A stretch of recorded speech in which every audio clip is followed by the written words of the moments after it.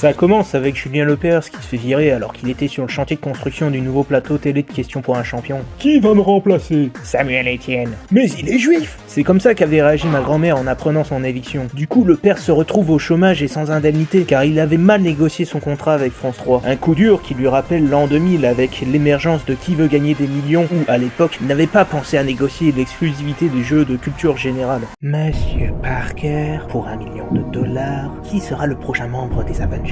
Réponse A, Spider-Man. Réponse B, Black Panther. Réponse C, Banana Man. Réponse D, Jar Jar Binks. Réponse D, Jean-Pierre, et c'est mon dernier mot.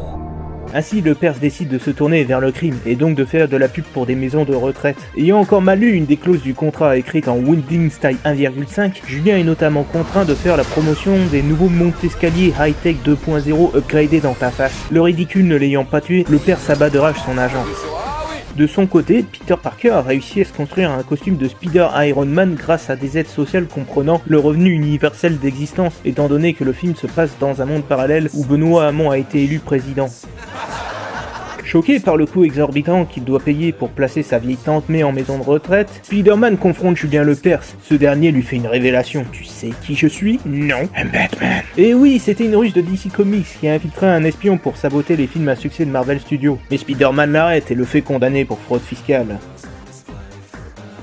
Le film s'achève par des séquences bonus où l'on voit le traître dissident, Captain Armorica, pirater les ondes hertziennes pour faire de la propagande pour l'indépendance de la Bretagne. Promesse numéro 1, galette saucisse et du G-San tous les midis à la cantine. Pendant ce temps-là, chez Tobey Maguire,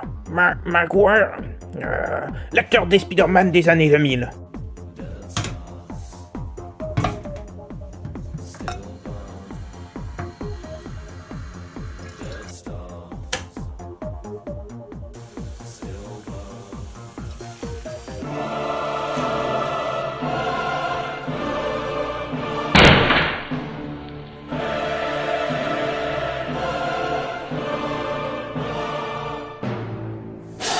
Uncle Ben.